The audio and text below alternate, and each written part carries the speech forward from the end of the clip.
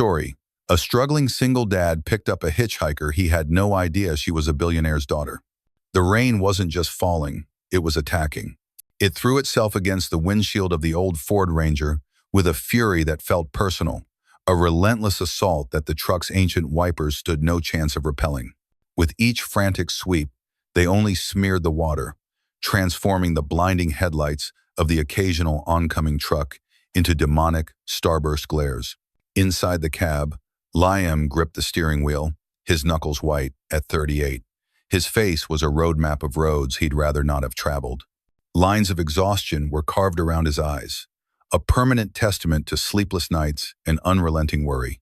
He was tired in his bones, a deep, cellular weariness that no amount of sleep could ever hope to cure. He risked a glance at the passenger seat. 7-year-old Maya was asleep, her small chest rising and falling in a steady rhythm that was the only peaceful thing in his world. Her head was pillowed on a worn-out unicorn plushie, her mouth slightly agape. She was the anchor of his life, the source of his deepest fears, and the reason for his every breath. Her innocence was a sacred thing he had to protect, even as the world did its best to crush him. A small, faded photograph was tucked into the sun visor. A smiling woman with kind eyes, his late wife, Sarah. Sometimes, when things got this bad, he felt her presence, not as a ghost, but as a memory so potent it was almost tangible. He could almost smell the mix of lavender and motor oil that used to cling to her clothes after a day spent helping him in the garage they once owned. Their garage, before the illness, before the endless cascade of medical bills that had washed away their savings, their business, and finally Sarah herself. Thump, thump. Sputter. The truck's engine hitched, a mechanical cough that sent a fresh jolt of adrenaline through Liam's veins. His eyes darted to the fuel gauge. The needle wasn't just on E. It was leaning past it, as if trying to hide in shame. He'd been running on fumes for the last 10 miles, praying, bargaining with a God he wasn't sure was listening anymore. He was running from one failed life to the next. The move to this new, cheaper town, a place he'd only seen on a map, felt less like a fresh start and more like a tactical retreat, surrender. The last of their belongings were crammed into the truck bed under a leaky tarp.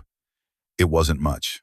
A few boxes of clothes, Maya's toys, and his heavy toolbox, the last remnant of the man he used to be, the skilled mechanic who could diagnose an engine's ailment by its sound alone.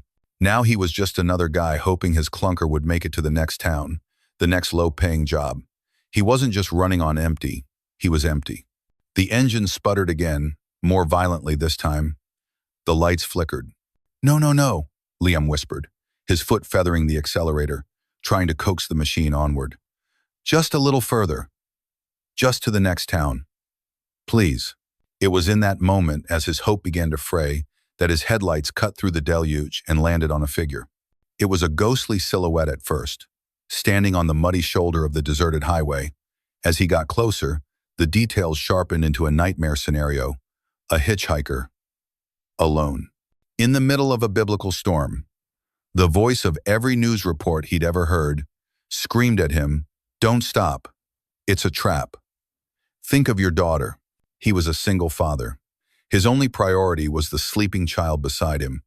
The world was a dangerous place. Prudence was survival. His foot hovered over the brake. His brain screamed at him to speed up, to get away, to leave the danger behind in his rearview mirror. But then he saw it. The figure wasn't menacing. It was small, drenched, and desperate. The thumb jabbed out into the night air, was trembling.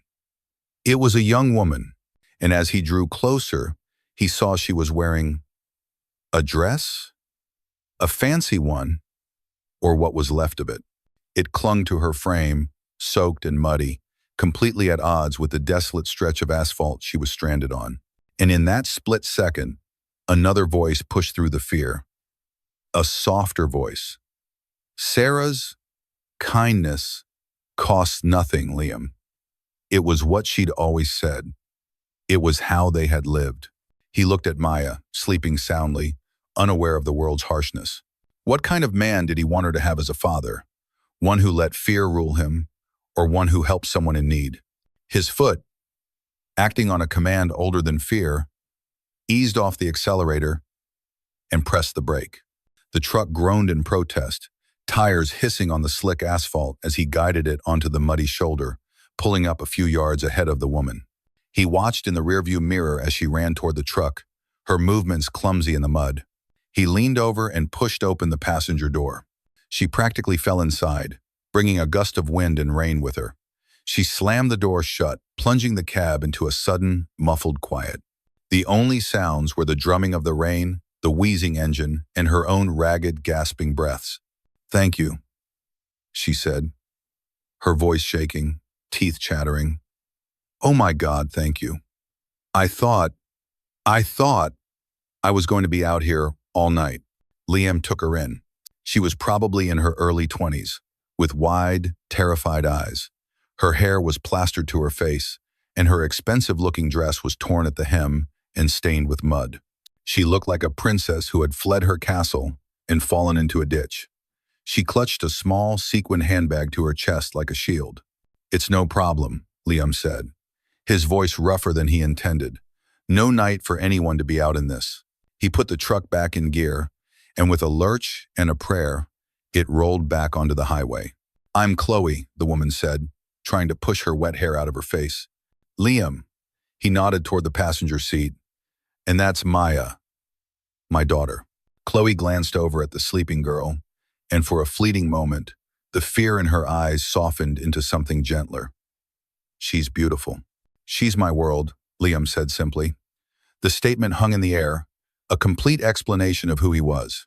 "My car, it broke down a few miles back," Chloe offered. A partial explanation for her predicament. "My phone died. It's been a really, really bad night." "I'm afraid the ride might not last long," Liam confessed, the shame of his situation burning in his gut. "I'm almost out of gas. Trying to make it to a town called Northwood." "Anything is better than out there," she said, hugging herself against the cold, "anywhere with a roof." They drove on in a tense silence, two strangers bound by a storm and a sputtering engine. Liam's focus was on the road and the ailing truck, but his mind was racing. Who was this girl? What was she doing out here, dressed like that?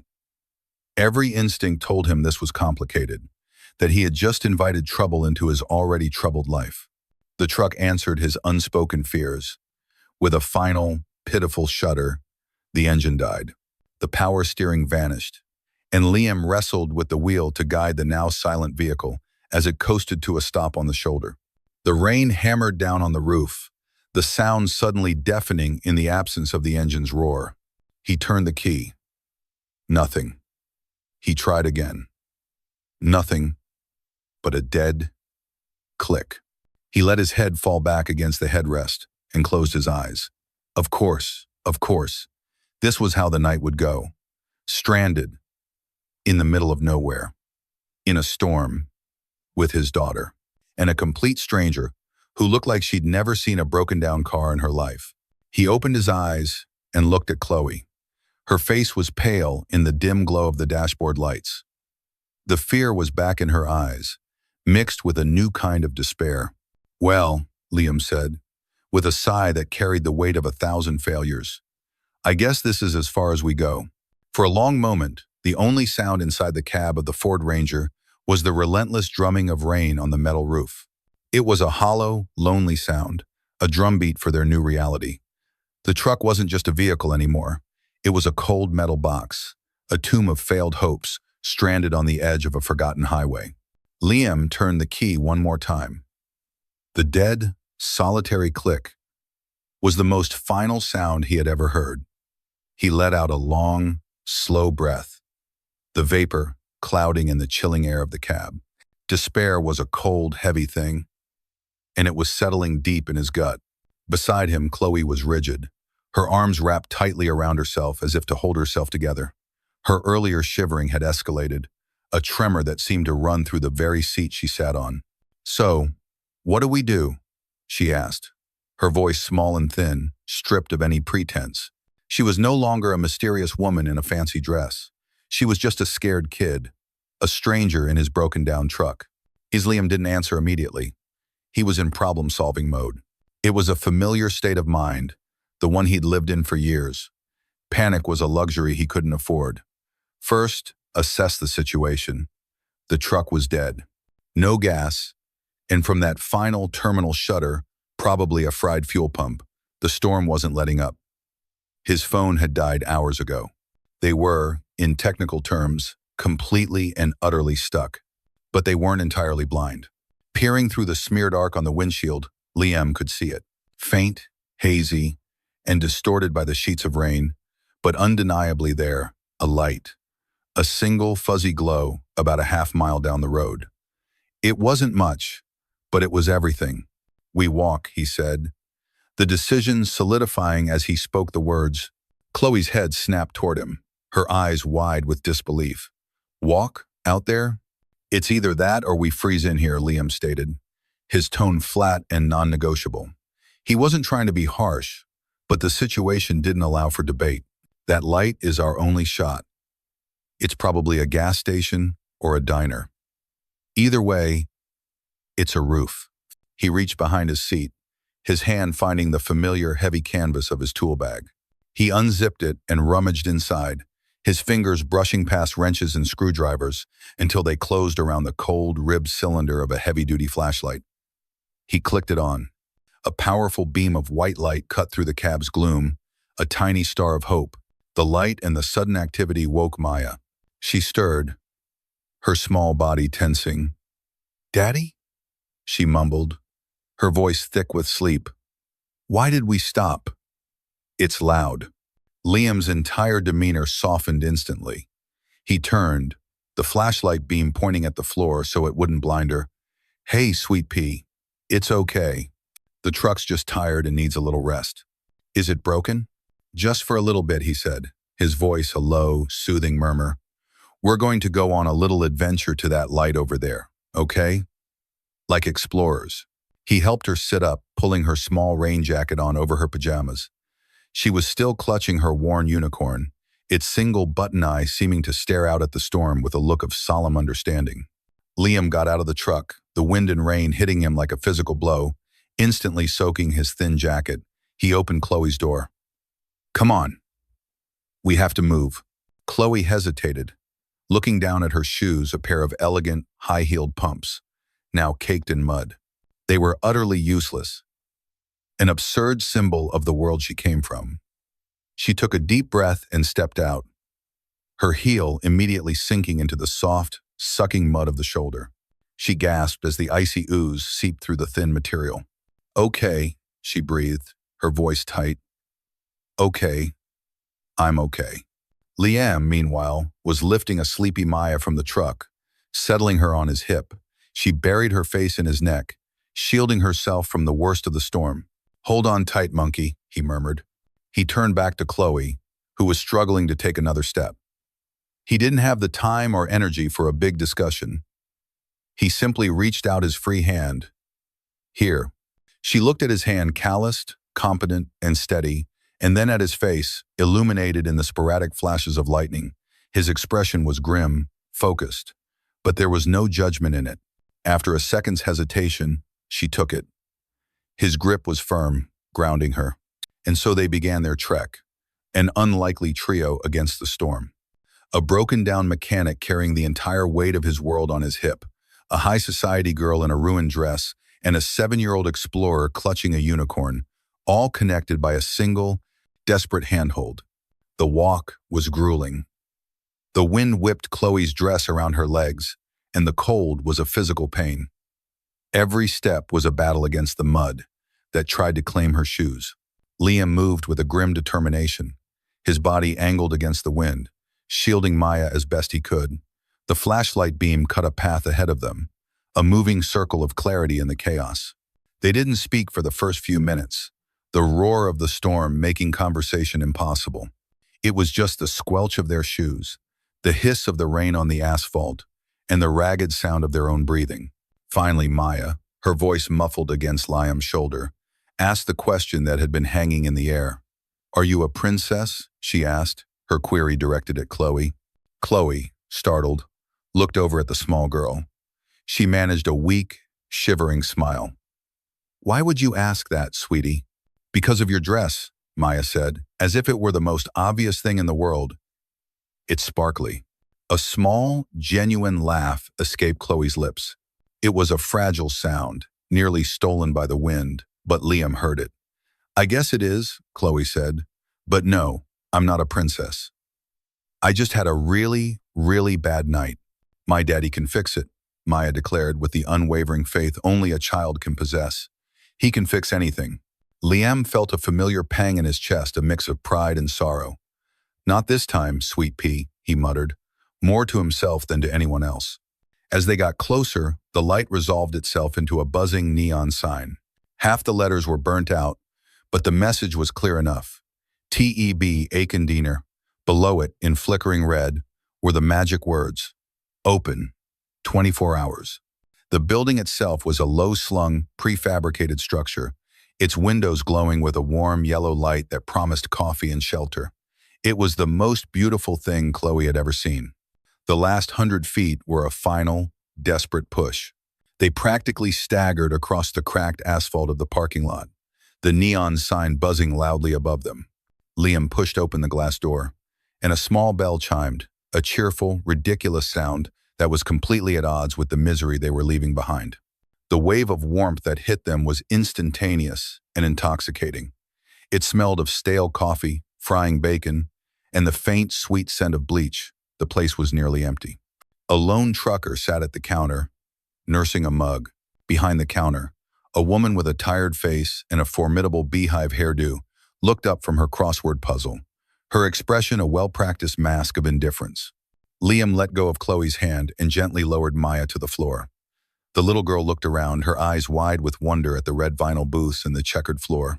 For a moment, the three of them just stood there, dripping on the linoleum, a strange tableau of storm-tossed humanity. Liam ran a hand through his wet hair, pushing it back from his forehead. He felt Chloe's eyes on him. "Thank you," she said, her voice quiet but clear in the relative peace of the diner. Her bravado was gone. Her guard was down. In her eyes, he saw a raw, undisguised gratitude that made him uncomfortable. "Don't thank me yet," he said, his gaze sweeping over the diner, his mind already calculating the next problem. "We're safe, but we're not saved." He led them to a booth in the corner, the vinyl cold and cracked beneath them. Maya immediately curled up on the seat, her adventure having exhausted her.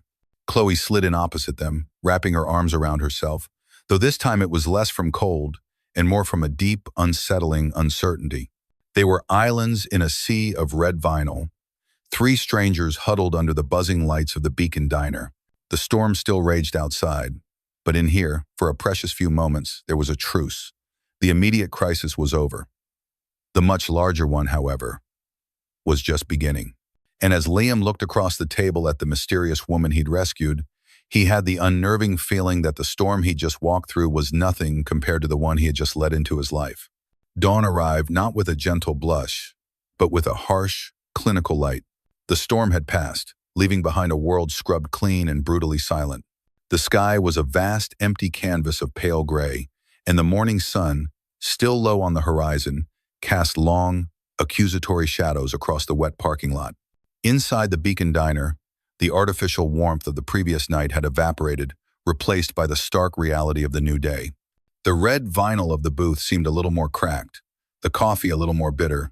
Liam had barely slept. He dozed in fits and starts, his head resting against the cool glass of the window, his mind a relentless churn of broken parts and dwindling dollars.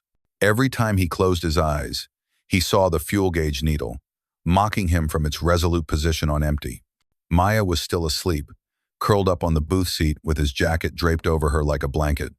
Chloe sat opposite him, nursing a cold cup of coffee. She looked different in the daylight. The terror from the storm had receded, replaced by a quiet, thoughtful intensity. Her eyes, clear and intelligent, seemed to be taking in every detail of their predicament. Her ruined dress was an even starker absurdity in the morning light, a tattered flag from a foreign country. "I need to check the truck properly," Liam finally said, breaking the long silence.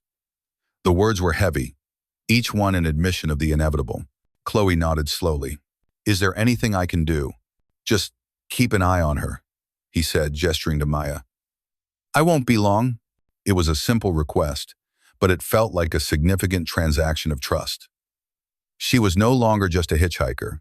She was a temporary guardian, a partner in this mess. He slid out of the booth, his joints protesting, and pushed through the glass door of the diner. The air outside was cold and sharp, smelling of damp earth and pine. The world felt hungover. His truck, parked crookedly at the edge of the lot, looked even more pathetic than he remembered. It wasn't just old. It looked defeated. Its rust spots, like weeping sores. For a moment, he felt a surge of anger at the inanimate object, at this hunk of metal that had failed him at the worst possible time. But the anger faded as quickly as it came, leaving only the familiar, hollow ache of resignation. He opened the driver's side door and reached for his tool bag. The weight of it in his hand was comforting, a familiar extension of himself. He popped the hood, the hinges groaning in protest. He went through the motions, a ritual he knew by heart. The battery terminals were secure. The belts were worn but intact. He leaned back into the cab and turned the key, listening intently, not for the engine to catch, but for what was missing. There was the initial click of the solenoid, the tired cranking of the starter motor, but there was no telltale, high-pitched whir from the rear of the truck. Silence. The fuel pump wasn't priming. It wasn't just out of gas. It was dead. He closed his eyes. The diagnosis was as clear and certain as a doctor reading an X-ray. A new fuel pump wasn't a $50 fix. Depending on the make and model, he was looking at a couple of $100 for the part alone, plus the tow to a garage where he could do the work, unless he wanted to lie on his back in a puddle in a diner parking lot, which at this point he was seriously considering. The $27 in his pocket felt like Monopoly money. He slammed the hood shut, the sound echoing in the quiet lot. He leaned against the grill, the cold metal biting through his thin shirt, and stared at the diner. Through the window, he could see the silhouette of Chloe watching him. He had to go back in there and tell them. He had to project a confidence he didn't feel, for Maya's sake, and for some reason he couldn't explain, for Chloe's as well. He couldn't look as broken as he felt. He took a deep breath, straightened his shoulders, and walked back inside. "It's the fuel pump," he announced as he slid back into the booth. He forced a casual tone, as if discussing a minor inconvenience.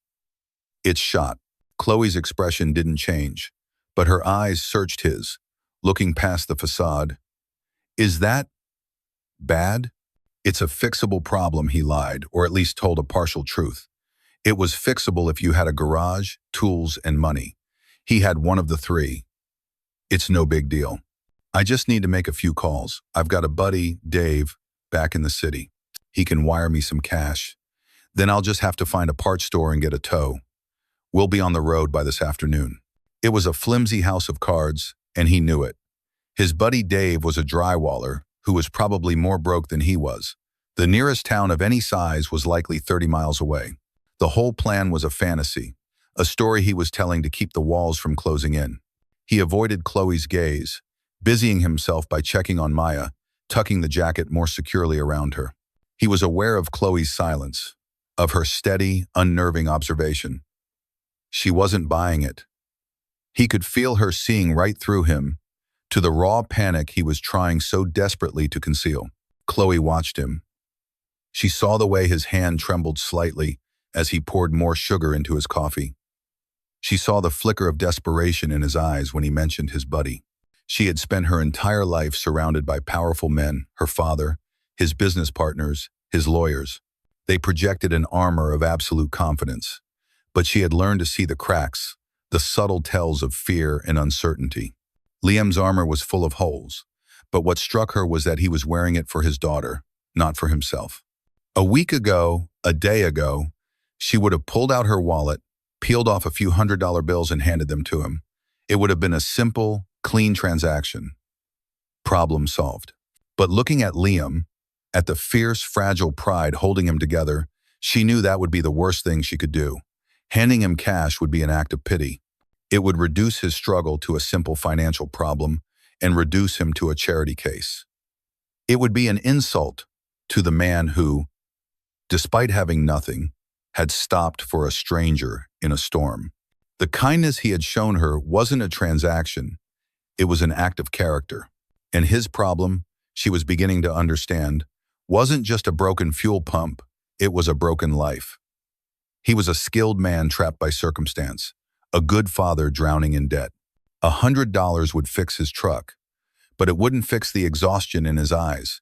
It wouldn't reopen the garage he'd spoken of with such love.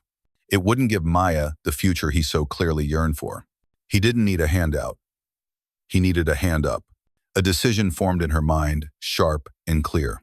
It was a crazy, impulsive idea, born from exhaustion and a strange, powerful empathy. It was the kind of idea her father would have scoffed at, calling it sentimental and foolish. But for the first time in a long time, it felt like something real. Something that mattered. She slid out of the booth. "I'm going to step outside," she said. Her voice even. "Get some air. See if I can find a cell signal." Liam nodded, preoccupied with his own hopeless calculations. He barely registered her leaving. Chloe walked out into the cold morning, her flimsy shoes squelching on the damp ground. She bypassed the front of the diner, walking around to the side, to the far edge of the parking lot where the asphalt met a stand of tall pine trees. She needed privacy. She reached into her small, sequined handbag and pulled out a phone. It was a stark contrast to everything around her. A sleek, impossibly thin slab of black glass and polished steel. It looked like a piece of the future that had fallen into the past. She scrolled through her contacts and pressed a name. It rang only once. "Marcus," she said. There were no pleasantries. Her voice was different now. The vulnerability was gone, replaced by a cool, crisp authority. It was the voice of a person accustomed to being obeyed. A calm, professional male voice responded on the other end, too faint for anyone else to hear. "I'm fine," she cut in. "Listen, I need the car." She paused, listening. "I'm at a place called the Beacon Diner on Highway 17. I'm sending you the exact pin right now. Get here as soon as you can. An hour. Maybe less." Another pause. "And Marcus," she continued, her gaze drifting over to the diner window, where she could just make out Liam's silhouette. "I need you to do something for me.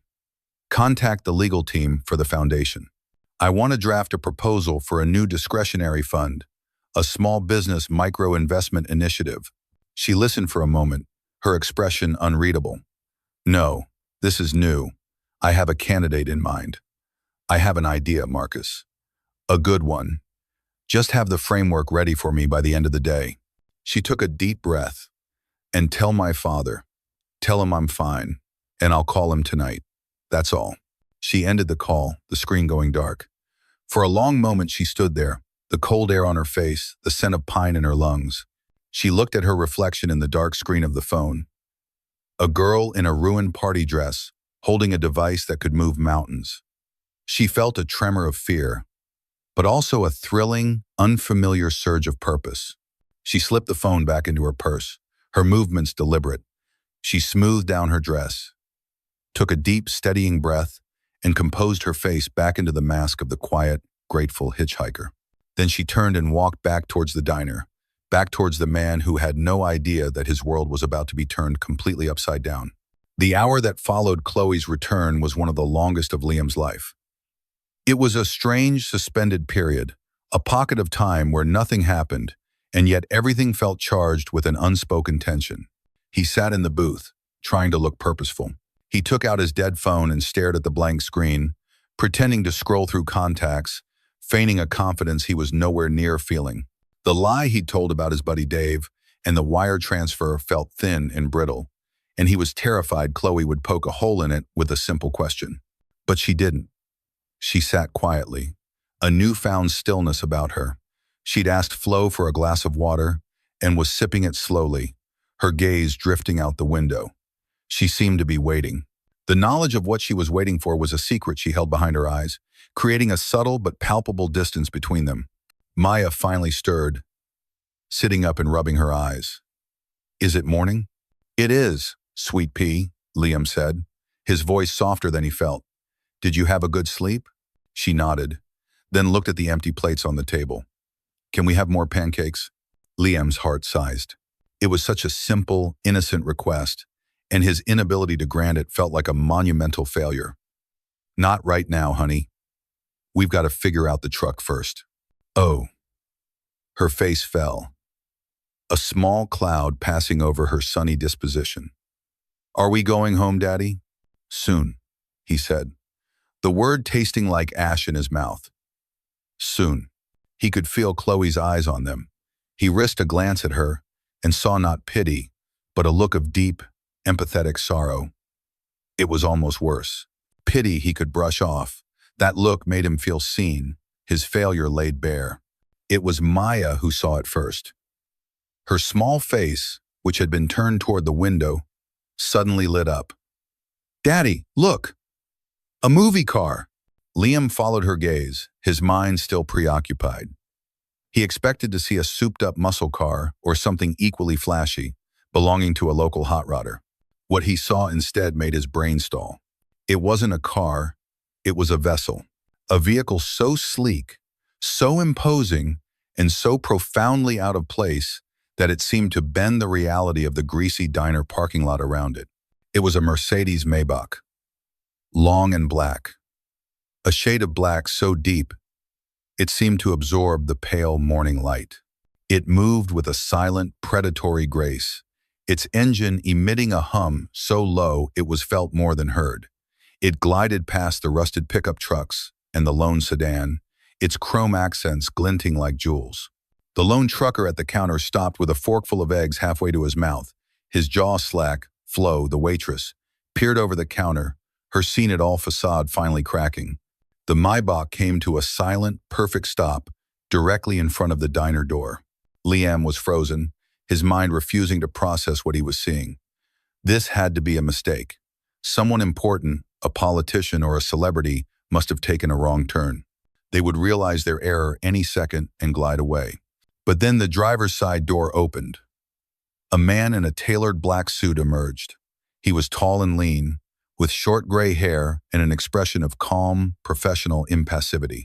He didn't even glance at the diner. He walked with an unhurried confidence to the rear passenger door and opened it, holding it with a white-gloved hand. He was waiting. Slowly, Liam turned his head and looked at Chloe. She was gathering her small purse, her movements calm and deliberate. She met his stunned, questioning gaze. I'm sorry, she said, her voice soft, almost apologetic.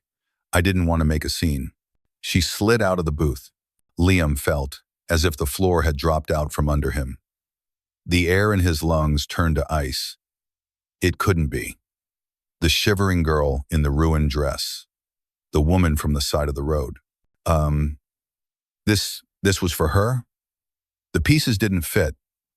They were from two different puzzles, two different universes. Chloe walked to the front of the diner, her muddy heels making small, sticky sounds on the linoleum. The chauffeur gave a slight, almost imperceptible nod as she approached. Liam, propelled by a force he didn't understand, got up and followed her, stopping a few feet away. Chloe, what is this? She turned back to him, her face framed by the open door and the impossibly plush, cream-colored leather interior of the car behind her. This is me, she said simply. She reached into her handbag and pulled out a small rectangular card. She stepped forward and pressed it into his hand.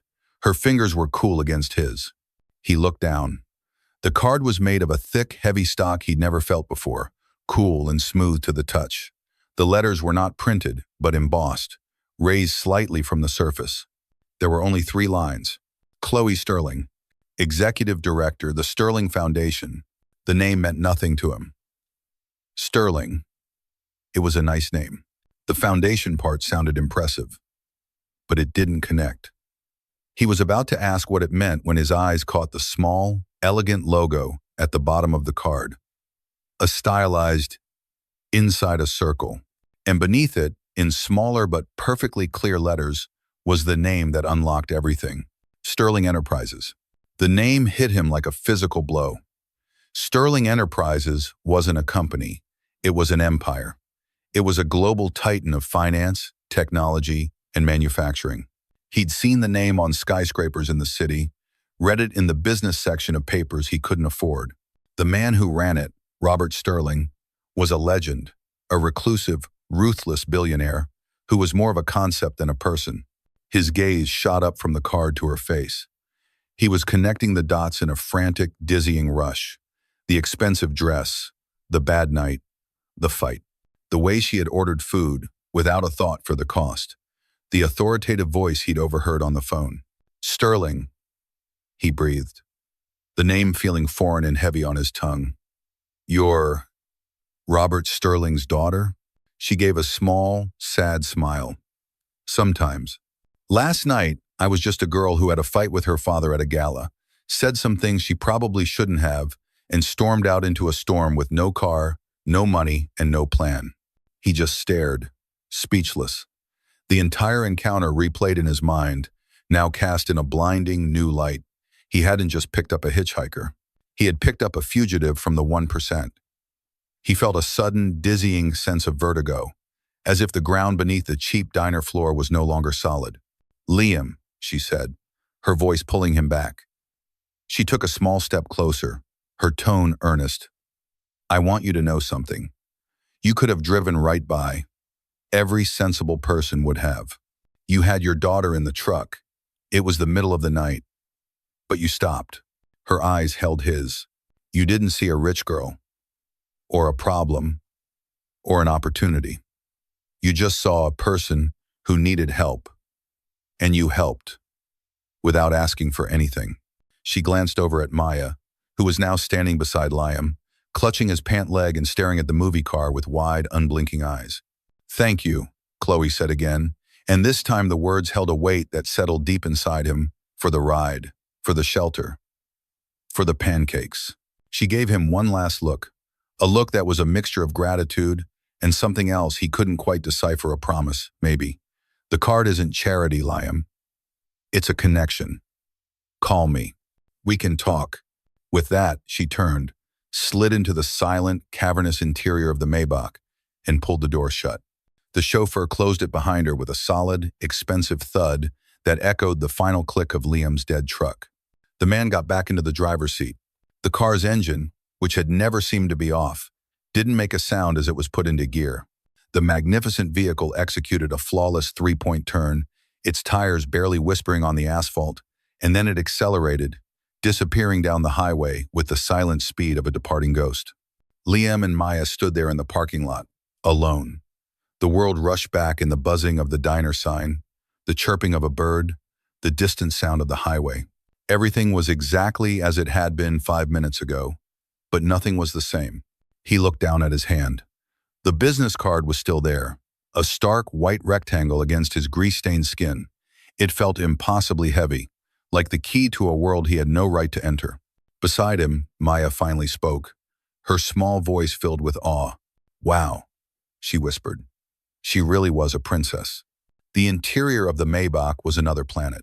The moment the heavy door sealed shut, the world outside the buzzing diner sign, the damp chill, the entire gritty reality of the last 12 hours vanished.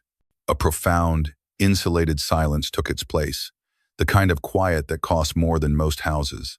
The air smelled faintly of aged leather and wood polish.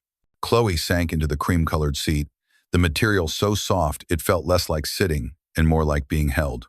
Marcus, the chauffeur, navigated the car back onto the highway with unnerving smoothness. He didn't speak, his eyes fixed on the road, a model of professional discretion. He had been with the family for 20 years. He knew better than to ask questions. For the first few miles, Chloe just stared out the tinted window at the passing world. The trees, the fields, the occasional farmhouse. It all looked like a movie playing on a screen, distant and unreal. The visceral reality of the cold mud, the shared warmth of the diner booth, the feel of Liam's calloused hand in hers that felt real. This felt like the dream. As they drew closer to the city, the landscape shifted. Rural roads gave way to sprawling highways, and soon the skyline of her world began to resolve itself. An hour later, they were passing through a set of immense wrought iron gates, the C of the Sterling logo tastefully integrated into the scrollwork. A long, winding driveway curved through acres of meticulously manicured grounds, past fountains and sculptures. leading to a house that defied the term. It was a sprawling limestone mansion, a monument of old money and new power, beautiful and imposing, and to Chloe suffocating. It was not a home. It was a headquarters. The car came to a silent stop under a grand portico. As Marcus opened her door, another figure emerged from the massive oak doors of the house. Robert Sterling. He was in his late 60s, but age had only sharpened him, like a fine blade.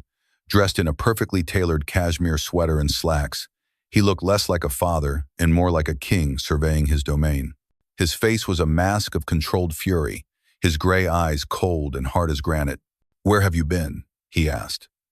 His voice was quiet, but it carried an authority that could make grown men tremble. It was a voice that closed billion-dollar deals and crushed competitors without a second thought. "I needed some time," Chloe said, clutching her sequined purse, the last remnant of her misadventure. "Time?" he scoffed, his gaze sweeping over her ruined dress, the mud on her shoes. He didn't see a daughter who had been through an ordeal. He saw a public relations problem, a blemish on the Sterling name. "You disappear from my gala. Your security detail is in a panic. You're unreachable for 12 hours, and you return looking like you've been sleeping in a ditch, and you call it needing time?" "I'm fine, Father." "You are an embarrassment," he said, the words precise and cutting. What if the press had gotten a picture of this? Do you have any idea the image it projects? Instability, unreliability. It affects stock prices. Chloe, it affects everything. "It's not always about the stock prices," she retorted, a flash of her earlier fire returning. "It was supposed to be a party. It turned into you parading me in front of another one of your suitable business partner's sons." Daniel Allister is a fine young man from a good family. "An alliance with Allister Corp would be strategically invaluable," Robert shot back. "I am not a corporate merger. You are a Sterling," he thundered, his voice finally rising, echoing slightly in the grand entrance hall they had now stepped into. "And that comes with responsibilities. It requires discipline and a respect for the world you inhabit, not childish tantrums and running off into the night." This was the heart of it. The endless, intractable argument that defined their relationship. He saw her life as an asset to be managed. She saw it as a cage to escape. But something was different this time. Her experience with Liam and Maya had given her a new lens. She saw her father's world for what it truly was. A fortress built of fear, insulated from the messiness and decency of real life. "I met someone," Chloe said quietly. Robert's eyes narrowed. "Oh? And who is this person who has so captivated you?" "Let me guess. A gas station attendant? A bartender?" The scorn in his voice was thick.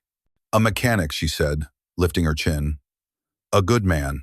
A single father who, despite having nothing, stopped to help a stranger on the side of the road in a storm. He showed me more character in 12 hours than I've seen in 12 years in this house."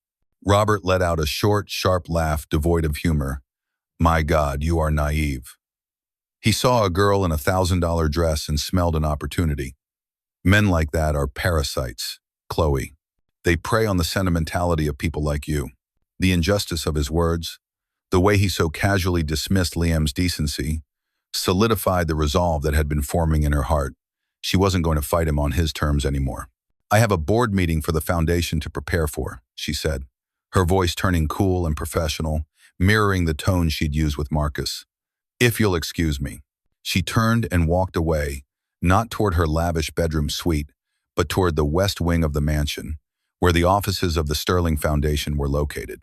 It was the one part of her father's empire he had ceded to her, a philanthropic hobby he'd allowed to keep her occupied.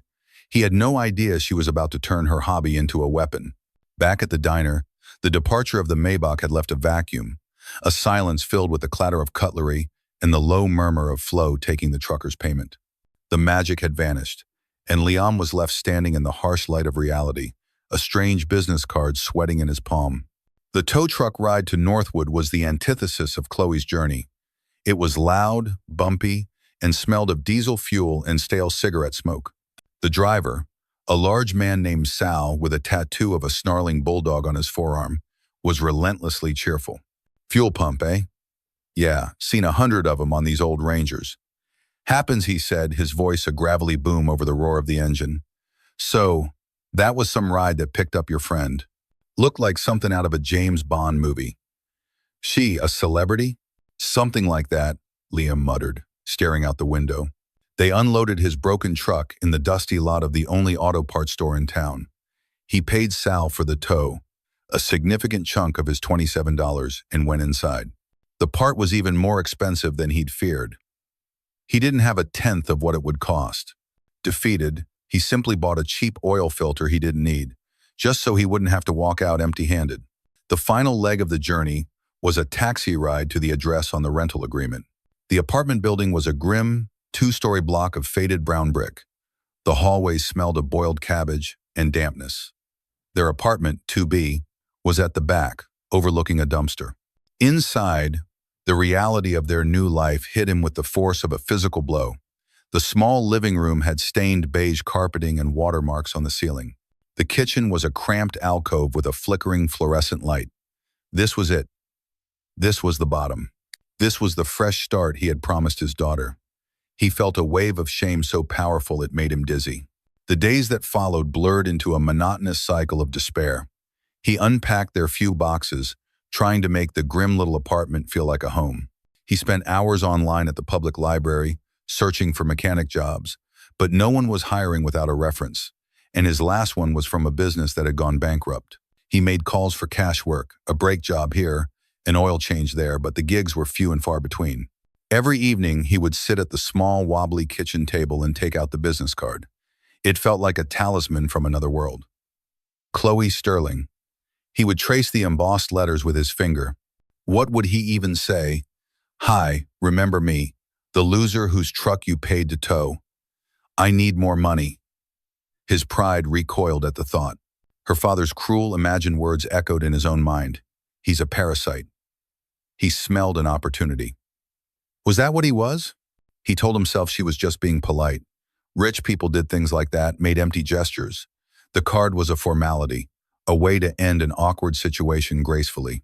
Calling her would be an act of desperation, an admission that he couldn't handle his own life. But then he would look at Maya, drawing pictures on the floor with the few crayons they owned, humming to herself, so resilient and unaware of how close they were to the edge. The landlord had already slipped a note under the door, a friendly reminder that the first month's rent was due in 3 days. The $27 was long gone. They were surviving on the last of the non-perishables he'd packed. Pride was a luxury. Desperation was a reality. A father's duty trumped them both. On the fourth night, after Maya was asleep, he sat at the table, the business card and his dead phone in front of him. He stared at the card for a long time. The polished white rectangle a stark contrast to the chipped formica of the table. It was a lifeline. He could refuse to grab it and drown with his pride intact, or he could swallow it and fight for his daughter. It wasn't a choice. It had never been a choice. With a trembling hand, he picked up his phone, plugged it into the charger, and waited. After a few agonizing minutes, the screen flickered to life. He navigated to the keypad, his fingers feeling clumsy and thick. He carefully typed in the number from the card, his heart pounding against his ribs, each beat a hammer blow of hope and humiliation. He took one last ragged breath and pressed the call button. The phone rang. The sound, a crisp, digital tone, was utterly alien in the quiet of Liam's grim apartment. It seemed too clean, too perfect for the room, with its water-stained ceiling and peeling linoleum. Each ring drilled into the silence, amplifying the frantic drumming of his own heart. He expected a secretary, an automated menu, a gatekeeper with a polite but firm voice who would take a message that would never be returned. He had rehearsed a clumsy speech, a fumbling explanation of who he was. On the third ring, a voice answered. Hello? It was her. Just her. No assistant, no filter. Just Chloe's voice, clear and direct. Liam's throat went dry. The entire prepared speech evaporated from his mind, leaving a complete and terrifying blank. He opened his mouth, but no sound came out. A full second of dead air passed, a chasm of silence that felt 100 miles wide. Hello? She said again, a note of questioning patience in her tone this time. Chloe, Liam finally managed, his voice a rough, unfamiliar croak. He cleared his throat, gripping the phone tighter. It's Liam. From the diner. The guy with the truck. He cringed inwardly at his own description. The guy with the truck. It was how he defined himself. Now a man defined by his failures. There was a pause on the other end, but it wasn't a pause of confusion. It was a pause of recognition, and something else he couldn't quite place. Relief? Liam, she said, and her voice warmed instantly. The cool authority was gone, replaced by the genuine tone he remembered from the diner. I was hoping you'd call. Are you okay? Is Maya okay? The simple, direct questions caught him off guard. He had expected condescension, or, at best, a polite but dismissive curiosity. He had not expected genuine concern. Yeah, he lied, the word tasting false on his tongue. Yeah, we're fine. Settling in, he stared at the eviction notice peeking out from under a magnet on his empty refrigerator. I wanted to call and thank you again for, well, for everything. The ride, the food. You don't need to thank me, Liam. You helped me first, remember? She said gently. There was another brief pause. How's the truck? This was it. The moment of truth. He could continue the charade, pretend he had it all handled, and then hang up, his pride intact, but his problems unsolved. Or he could tell the truth. The humiliation of it rose in his throat like bile, hot and bitter. He looked at the closed door to the room where his daughter was sleeping. It's not good, he admitted. The words feeling like pulling teeth. The fuel pump is gone. I got it towed here, but the part, I can't cover it right now. I'm a mechanic with no tools and a dead truck. It's a bit of a cliché. He tried for a laugh, but it came out as a strangled cough. He waited for the inevitable. Oh, that's too bad. The polite but final dismissal. Instead, Chloe said, Liam, I'm glad you told me, and I want to be very clear about something. I didn't give you that card so you could call to thank me. I gave it to you because I wanted to talk to you about your garage. Liam froze. My garage? Sarah's garage, she said, and the fact that she remembered the name, his dream, sent a jolt through him. You told me about it in the diner. You talked about your passion for it, for doing things the right way, for building a place people could trust. That was just talk, he mumbled, shaking his head. That dream is long gone. Is it? She challenged, her voice firm but not unkind. Or did the capital disappear? Because from what I saw, the passion is still there. The skill is still there. You lit up when you talked about it, Liam. I've been around people my whole life who are passionate about profit, about market share, about power. It was refreshing to hear someone talk with that much passion about just doing good work. Liam was speechless. He sank into one of the wobbly kitchen chairs, the phone pressed hard against his ear. He didn't understand where this was going. Liam, the reason I'm the executive director of my family's foundation is because I'm tasked with finding worthy investments, she continued, her tone shifting, becoming more focused, more professional. We typically invest in large-scale nonprofits, in arts programs, in medical research. But I've been working on a new proposal, a new initiative. He listened, his mind struggling to keep up. It's a micro-investment program, she said. The idea is to identify uniquely skilled individuals who have a viable business plan but lack the startup capital to get it off the ground due to circumstance. We provide the seed money not as a gift, but as a structured low-interest loan. It's not a handout, Liam. It's a partnership. We would provide the capital to get Sarah's garage off the ground first in last month's rent on a suitable location, the funds for essential equipment, initial parts inventory, business licensing. Liam felt a dizzying sense of vertigo, as if the apartment were tilting on its axis. He couldn't be hearing this correctly. It sounded like a late-night infomercial, a fantasy. Why? He finally managed to ask, the word barely a whisper. Why would you do that for me? Because you're exactly what this program is for, she said simply. You're a sound investment. I'm not just talking about your skill as a mechanic. In the short time I spent with you, I saw a man of integrity. A man who stops on a dark road for a stranger. A man who puts his daughter above everything else. A man who has pride, but not so much that it stops him from doing what's necessary. That's character, Liam. And in my world, that's the rarest commodity there is. The foundation is betting on your character as much as we're betting on your skill. He was quiet for a long time, trying to absorb the sheer magnitude of what she was offering. It wasn't just money for a fuel pump. It was a key to the cage he'd been trapped in for years. It was a path back to the man he used to be, the man Sarah had loved, the man he wanted Maya to be proud of. The hope was so immense, so terrifying, that it almost felt like pain. What if he failed? What if he took this incredible chance and messed it up, proving her father right? I don't know what to say, he stammered. You don't have to say anything right now, Chloe said, her voice softening again.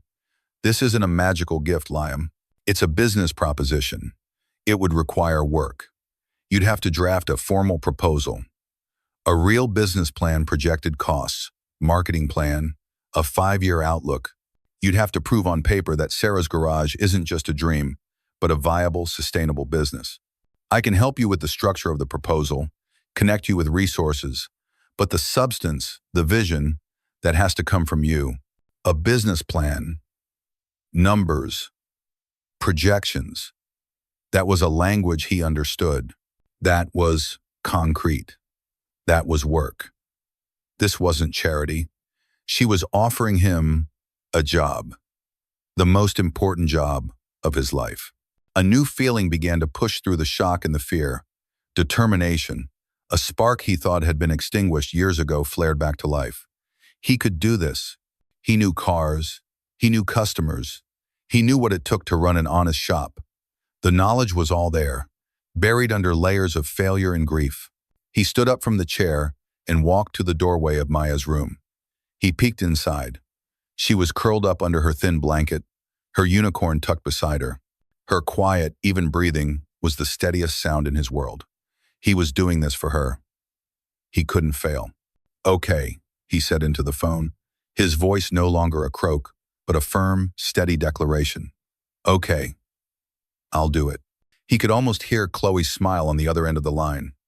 Good, she said. I'll email you a preliminary packet tomorrow with guidelines and templates. We'll start with finding you a place to work, a real desk. And Liam? Yeah? Fix your truck first, she said. The first advance from the foundation will be wired to your account in the morning. Consider it your signing bonus. The money was there the next morning. Liam checked his bank balance on the library computer, his heart pounding. He had to refresh the page 3 times before he could truly accept that the number he was seeing was real. It wasn't a life-changing fortune, but it was a lifeline. It was enough. The first thing he did wasn't to go look for apartments or buy groceries. The first thing he did was walk to the auto parts store. He strode to the counter with a confidence he hadn't felt in years. I need a fuel pump for a 2098 Ford Ranger, he said, his voice clear and steady. He paid in cash, the crisp bills feeling like a declaration of independence. The repair itself was a homecoming. Lying on his back on the cracked asphalt behind his apartment building, the familiar weight of a wrench in his hand, he felt more himself than he had in years. This was his language, his art. The intricate dance of unclipping fuel lines, loosening bolts, and maneuvering the new part into its housing was second nature. It wasn't just a mechanical process. It was a restoration. With every turn of the wrench, he felt like he was not just fixing a machine, but mending a piece of his own broken spirit. Maya sat on the back steps, watching him with solemn curiosity. Are you fixing it for real now, Daddy? For real this time, sweet pea, he said, his voice muffled from under the truck. No more being stuck. When the final bolt was tightened and the last line clipped into place, he slid out from under the truck, wiped his greasy hands on a rag, and poured a few gallons of fresh gasoline into the tank from a red can. He got into the driver's seat. He took a deep breath, a silent prayer to whatever forces had conspired to bring him to this point, and turned the key. For a second, there was just the familiar sound of the starter. But then it was joined by another sound, a beautiful, high-pitched electrical whir from the rear of the truck, the fuel pump priming, and then, with a cough and a roar, the engine came to life. It wasn't just an engine turning over. It was the sound of possibility, the sound of the future. Liam leaned his head against the steering wheel, a single hot tear tracing a clean path through the grease on his cheek. Maya cheered from the steps, and he looked up, a wide, genuine grin spreading across his face for the first time in what felt like a lifetime. With his transportation secured, Liam's focus shifted to the real task at hand, on the business plan. The email from Chloe had contained a dozen attachments, templates for financial projections, outlines for marketing strategies, articles on small business management. It was a foreign language, a world of SWOT analyses and ROI calculations that made his head spin. His days took on a new rhythm. He would drop Maya off at her new school, a small, friendly place he'd found just a few blocks away, and then head straight to the Northwood Public Library. The library became his office, his sanctuary. He took over a small carrel in the back, surrounded by towering shelves of books on accounting, business law, and marketing. He, a man who had learned his trade with his hands, now had to learn to translate that knowledge into the sterile language of spreadsheets and proposals. Chloe was his guide. They spoke on the phone almost every day. She was patient, brilliant, and an astonishingly good teacher. "Okay, so for the market analysis," she'd say, her voice clear and encouraging through his cheap earbuds, "you need to define your customer.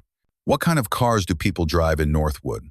Are they mostly older domestic models, newer imports, farm trucks?" And Liam, in his element, would answer, "Mostly trucks and older sedans. Hardworking vehicles. People here don't have money to waste on dealer repairs.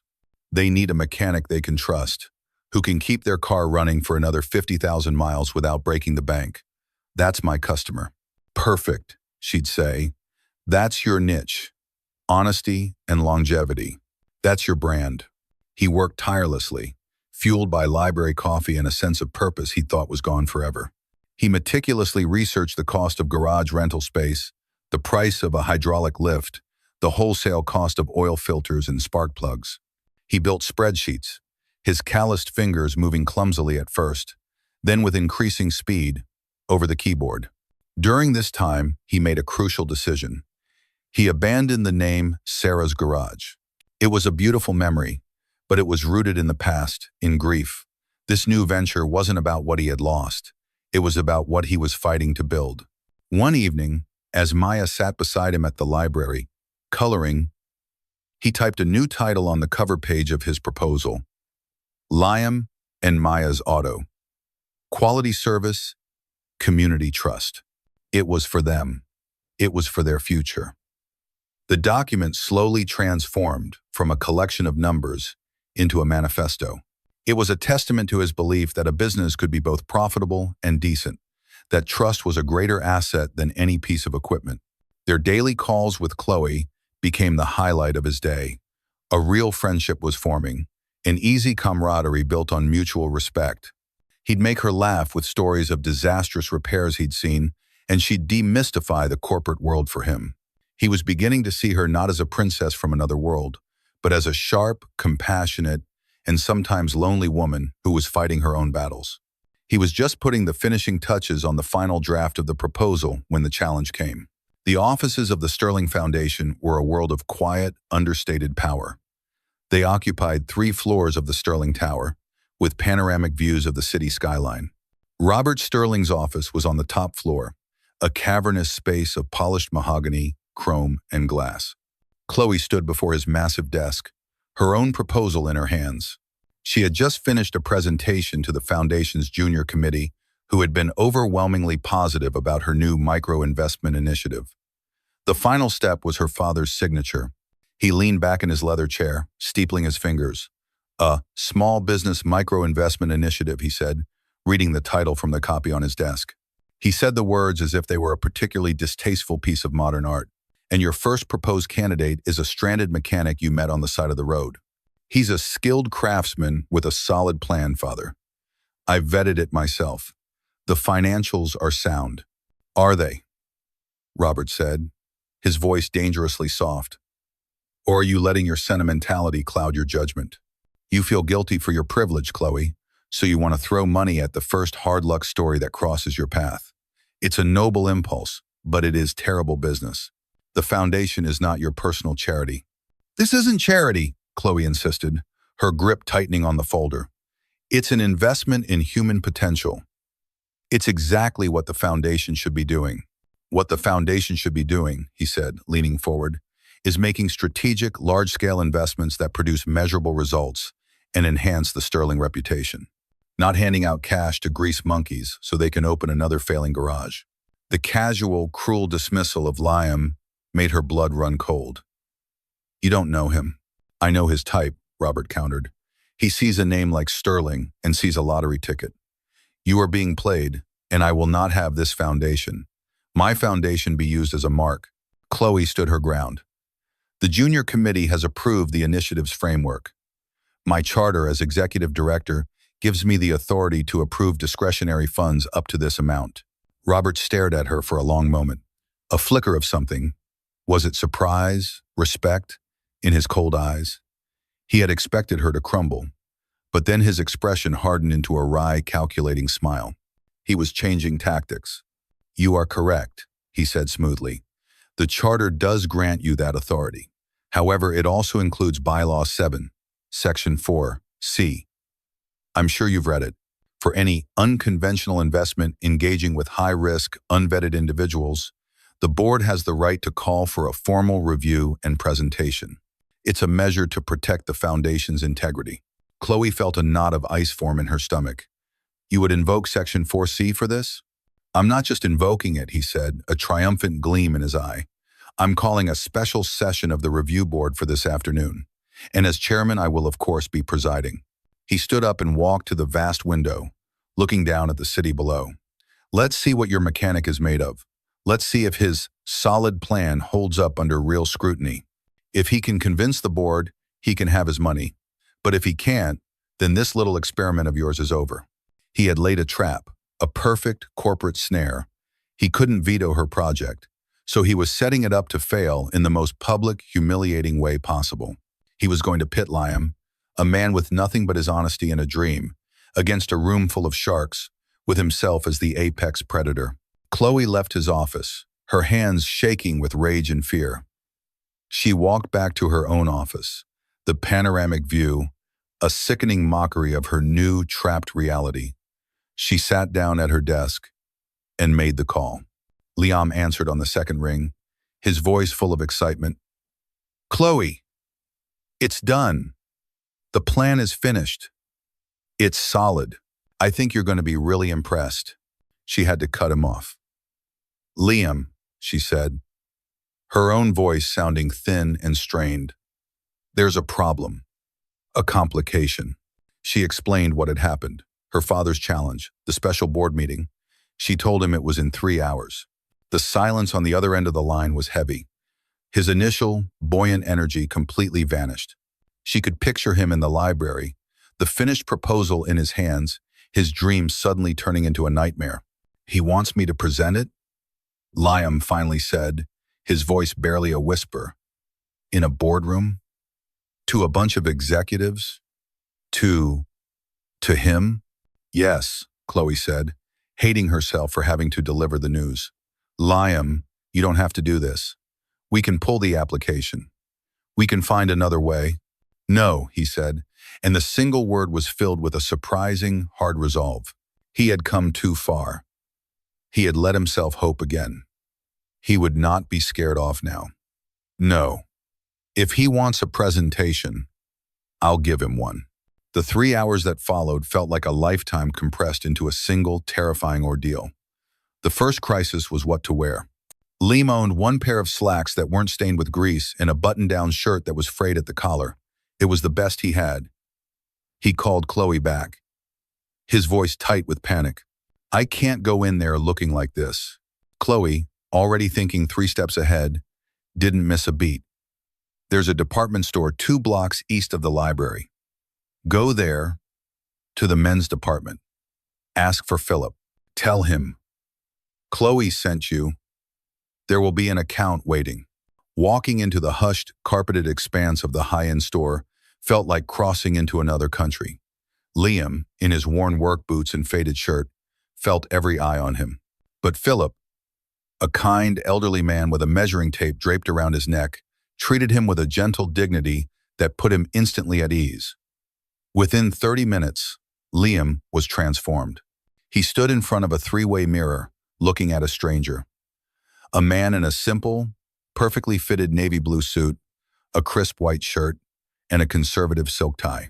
The clothes didn't feel like a costume. They felt like armor. They didn't make him someone else, but they made him feel like the best version of himself, the version who owned a business, who had a future. The taxi ride to Sterling Tower was a silent blur of spiraling anxiety. The building itself was a monument to power, a shard of smoked glass and steel that pierced the sky. As he stepped into the lobby, a cavernous space of polished marble and soaring ceilings, he felt his carefully constructed confidence begin to crumble. He felt like an imposter, a grease monkey playing dress-up. Chloe was waiting for him by the security desk. She looked pale but composed, dressed in a sharp, professional gray suit. She gave him a small, encouraging smile, but he could see the worry in her eyes. "You look good, Lamb," she said. "I feel like I'm about to walk into my own execution," he muttered, clutching the portfolio that held his business plan as if it were a life raft. "Just breathe," she said, placing a hand on his arm for a moment. Her touch was grounding. "Remember, you know this better than anyone in that room. You're the expert. I don't talk about spreadsheets. Talk about cars. Talk about people. Talk about your vision. Just be you." The elevator ride to the 40th floor was silent and swift, his ears popping as they ascended. When the doors opened, they stepped into a hushed, opulent world. An assistant led them down a wide hallway to a set of imposing double doors. She opened one and gestured for them to enter. The boardroom was even more intimidating than he had imagined. It was a long, narrow room dominated by a massive, polished mahogany table that reflected the city skyline like a dark, still lake. Seated around the table were 6 people, 4 men and 2 women, all in expensive suits, their faces impassive, their hands resting on leather-bound portfolios. They looked less like a committee and more like a tribunal. And at the head of the table, like a king holding court, sat Robert Sterling. He didn't look at Liam at first. He was studying a document, making a small note with a gold pen. The deliberate lack of acknowledgement was a power move, designed to make Liam feel insignificant. Chloe took a seat in a chair against the wall, slightly behind the main table. She was an observer now, not a participant. Liam was on his own. "Mr. O'Connell," Robert Sterling finally said, looking up. His gray eyes were like chips of ice, utterly devoid of warmth. He gestured to a single, empty chair at the far end of the table. "Thank you for coming on such short notice. Please have a seat. You have 15 minutes to present your proposal." Liam's mouth felt like it was full of cotton. He walked the length of the table, the silence in the room so profound he could hear the soft rustle of his own suit. He sat down and placed his portfolio on the gleaming surface. He opened it, but the words on the page, the words he had spent weeks perfecting, suddenly looked like meaningless symbols. He looked up and met Robert Sterling's cold, expectant gaze. This was a test, and he was failing. He took a shaky breath and began, his voice barely a whisper. "Good afternoon. My name is Liam O'Connell. My proposal is for a small business loan to establish a community-focused automotive repair shop in Northwood called Liam and Maya's Auto." He stumbled through his opening, reading directly from his notes. His voice monotone. He could feel the room's disinterest. The board members were politely feigning attention, but their eyes were glazed over. He was losing them. He was losing everything. It was Robert who delivered the first blow. "Mr. O'Connell," he interrupted, his voice smooth and sharp. "Your projections here are quite optimistic. You anticipate a 20% profit margin within the first year. That seems ambitious for a new business with no existing client base." I believe it's achievable through lean overhead and competitive pricing," Liam stammered. "Indeed," Robert said, a cruel hint of a smile on his lips. It's my understanding this would not be your first attempt at running such a business. Could you please inform the board about the fate of your previous garage, Sarah's garage? The question was a precision strike, aimed right at his heart, right at his deepest failure. Liam's blood ran cold. He felt Chloe's eyes on him, felt her silent anguish. This was the trap. He looked down at his useless papers. He could lie. He could be evasive. But in that moment, looking at the cold, smug face of Robert Sterling, something shifted. The fear was still there, but it was being eclipsed by a rising tide of anger. Not a hot, reckless anger, but a cold, clear fury. He was done being ashamed. He was done being afraid. He closed the portfolio. He looked up, not at Robert, but at the other board members, making eye contact with each of them in turn. My first garage failed, he said, his voice quiet but clear, stripped of all pretense. The room, which had been passively listening, suddenly grew attentive. The honesty was jarring. It failed because my wife, Sarah, got sick. She was diagnosed with stage 4 cancer for 2 years. I wasn't just a business owner. I was a caregiver. I was driving her to chemo appointments. I was up all night with her when the pain was bad, and I was trying to hold the shop together in between. The business suffered. I got behind on bills. I made mistakes. When she passed away, the medical debt was overwhelming. So yes, my first business failed. It failed because I chose to put my wife first.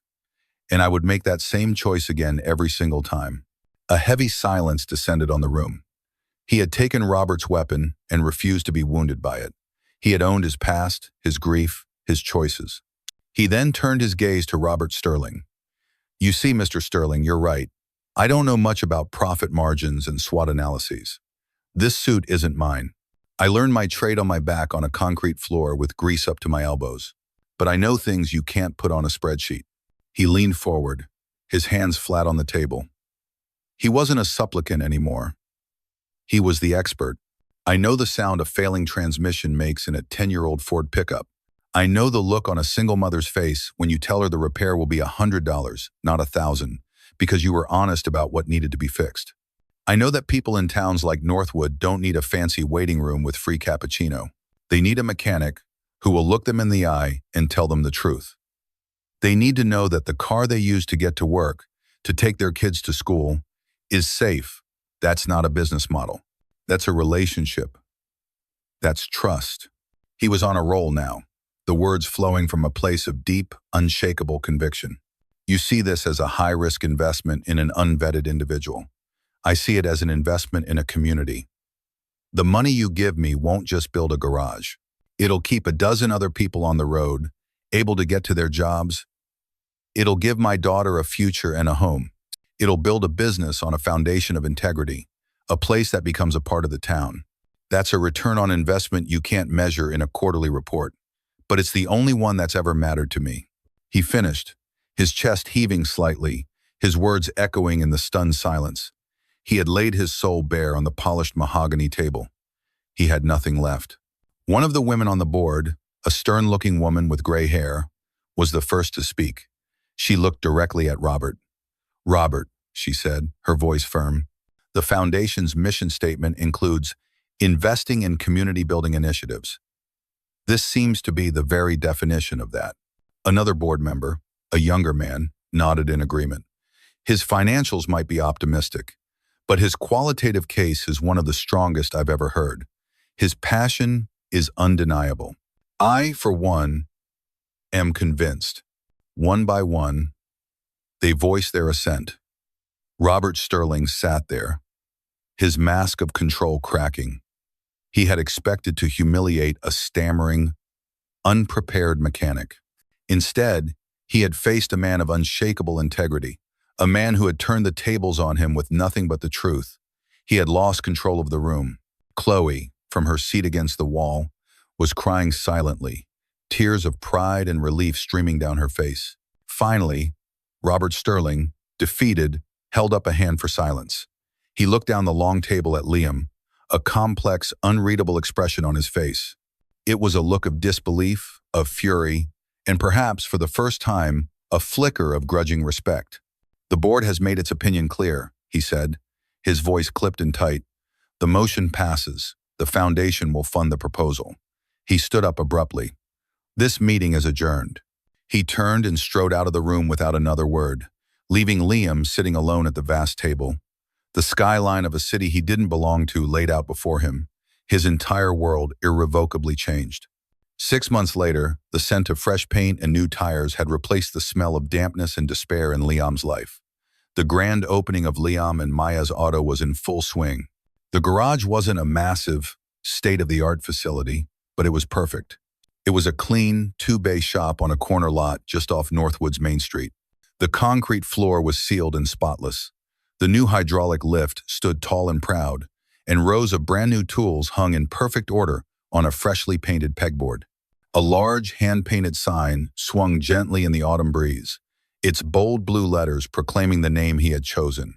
Beneath it, a smaller line read, "Quality Service, Community Trust." The place was bustling, not with executives or investors, but with the people of Northwood. The single mother whose minivan he'd fixed for next to nothing last week was there, dropping off a box of homemade cookies. Sal, the cheerful tow truck driver, was there, shaking Liam's hand and promising to send business his way. Teachers from Maya's school, a few local farmers, and other small business owners had all come to show their support. It wasn't a corporate event. It was a community gathering. Liam moved through the crowd, a man transformed. He wore a clean set of navy blue overalls with his own logo stitched over the pocket, a genuine, easy smile on his face. The deep, weary lines around his eyes had softened. He looked younger, lighter. He wasn't just surviving anymore. He was thriving. He greeted everyone by name, his handshake firm, his laughter genuine.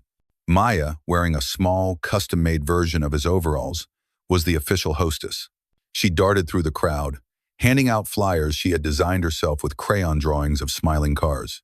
She was a whirlwind of 7-year-old enthusiasm, her happiness a bright, shining light that filled every corner of the garage. Chloe was there, leaning against a workbench, a mug of coffee in her hand. She wasn't dressed in a power suit or a designer dress. She wore simple jeans, a warm sweater, and a pair of practical boots. She looked completely at home amongst the engine hoists and tool chests. She wasn't a benefactor or a director today. She was just a friend. Their relationship had evolved over the past 6 months into a true partnership. She had been his mentor, guiding him through the labyrinth of permits, insurance, and vendor contracts.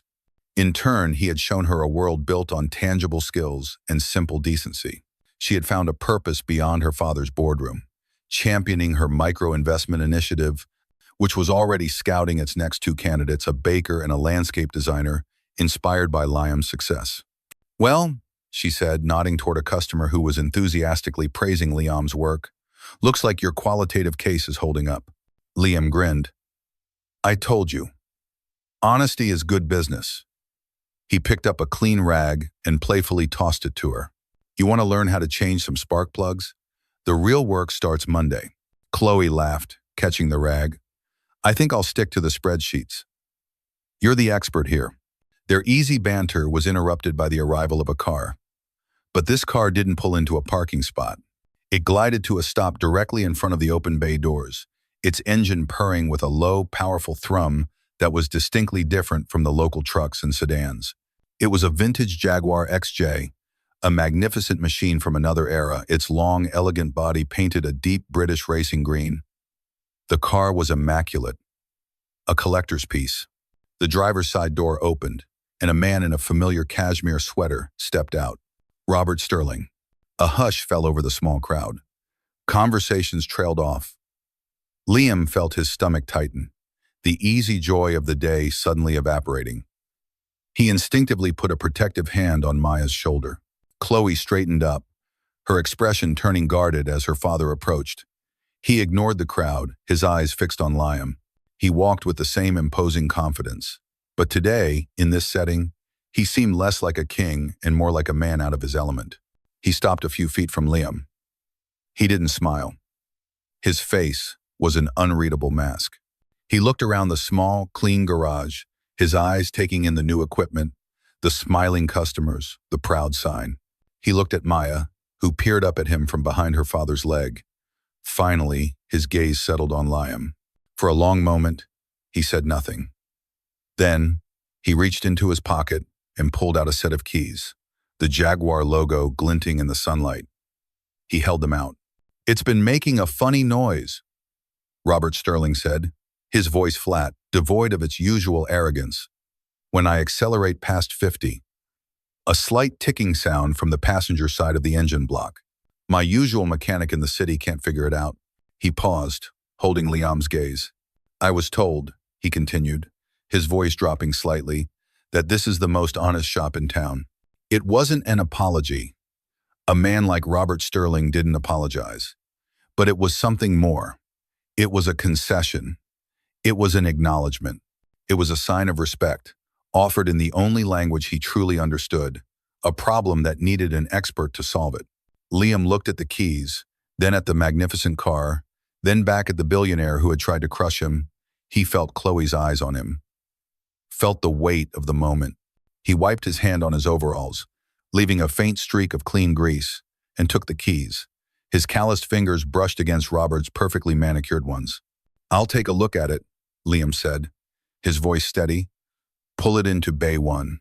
Robert gave a single, sharp nod, turned without another word to the crowd or to his daughter, got back into his car, and did as he was told, expertly maneuvering the priceless Jaguar into the open bay of the small Northwood garage.